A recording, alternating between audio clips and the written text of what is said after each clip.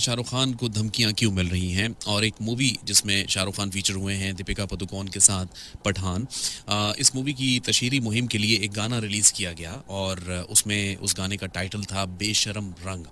अच्छा, जो ही ये गाना रिलीज़ हुआ तो इसे उनके जो मद्दाह थे उन्होंने तो पसंद किया, लेकिन जहां आप जानते ही हैं कि इस वक्त हिंदुस्तान के अंदर बाकायदा जो मोदी हुकूमत है वो हिंदुत्व कॉन्सेप्ट को बहुत ज़्यादा प्रमोट करती है, बल्कि एक्सट्रीम लेवल पर जाकर वो नफ़रत का इजहार करते हैं। और ऐसे कई वाक़यात हमने रिसेंट टाइम में देखे भी हैं, जिसका हमें सबसे ज़्यादा तो आप देख रहे हैं कि कश्मीर के अंदर हमें दिखाई देता है, और दूसरी जानिब जहाँ करोड़ों मुसलमान आबाद हैं हिंदुस्तान के अंदर, तो वो भी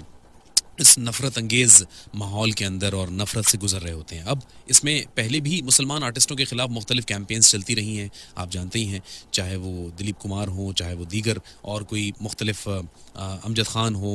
या कादर ख़ान हो, तो उनके हवाले से मुख्तलिफ़ लेवल्स पर कंट्रोवर्सी चलती रही है। लेकिन अब शाहरुख खान को तो ये धमकी दी गई है कि उन्हें ज़िंदा जला दिया जाएगा क्योंकि वो जहादी हैं।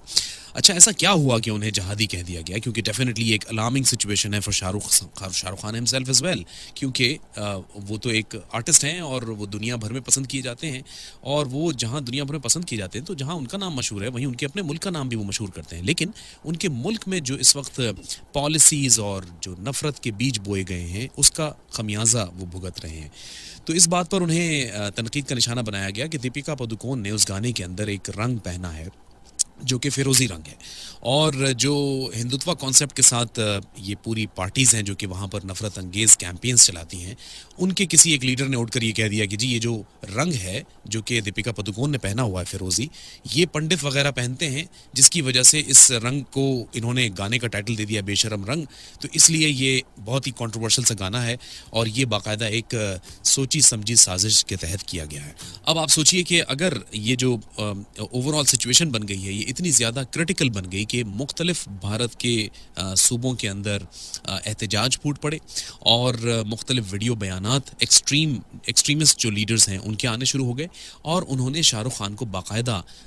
तनकीद का निशाना बनाया और ये कह दिया कि जी शाहरुख खान जहाँ मिले तो उनको ज़िंदा जला दिया जाए। तो अब उनके लिए ये एक लाइफ थ्रेटनिंग माहौल बन गया है। और इस वक्त जो यानी ये समझिए कि जो अयोध्या के एक रिहायशी हैं, उन्होंने बाकायदा तौर पर ये बताया कि जो हिंदू पंडित हैं वो बाकायदा तौर पर शदीद नफ़रत फैला रहे हैं मुख्तलिफ यानी जो सोशल सेक्टर के लोग हैं उनके दरमियान में। भारत के अंदर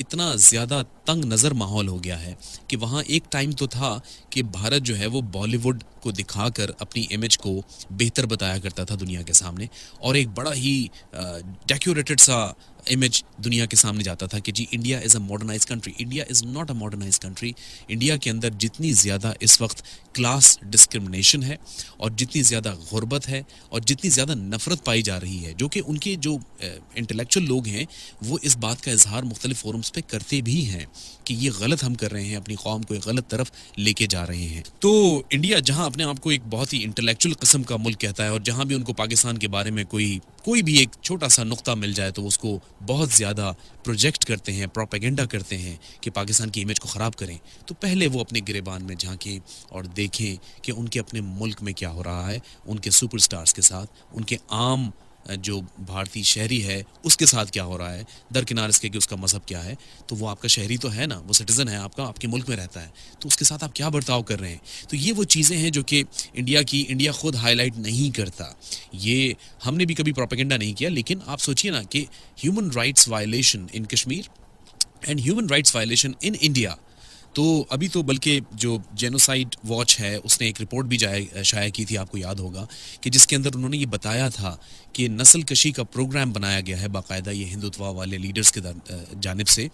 पूरे भारत के अंदर कि मुसलमानों की नस्ल कशी की जाए। तो इस हद तक यानी वो एक्सट्रीम लेवल पर सोच रहे हैं, तो ये कोई अच्छा लुक नहीं होता किसी भी कंट्री का कि वो अपने आप को उस सतह पर ले आए कि जहां ह्यूमन राइट्स की तमाम वायलेशन हो जाए। अब सवाल आ जाता है, क्योंकि ये बड़ा एक इंटरेस्टिंग डिबेट और टॉपिक भी है जिस पर जब भी बात की जाए तो बहुत डिटेल में जाके इसलिए करनी पड़ती है कि इसमें कोई ये बात इसलिए नहीं की जा रही कि उस मुल्क को बदनाम किया जाए, ये बात इसलिए की जा रही कि सोचें कि अब बाकायदा तौर पर दुनिया को इस पर बात करनी चाहिए। लेकिन बात क्यों नहीं करते? बिकॉज 1 अरब से ज़ायद आबादी है, कमर्शियल बेनिफिट्स दुनिया के वहाँ जुड़े हुए हैं।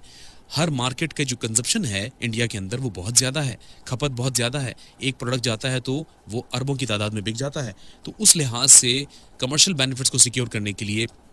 क्या यूएन और क्या दीगर प्लेटफॉर्म सब के सब खामोश तमाशाई बनकर देखते रहते हैं और वो इसके ऊपर आवाज़ नहीं उठाते। बट हमें ज़रूर बात करनी चाहिए, जहां हम सोशल मीडिया पर बहुत सारी चीज़ें लिखते हैं, हमें ज़रूर मुख्तलिफ हवालों से इसके ऊपर गुफ्तगू ज़रूर करनी चाहिए।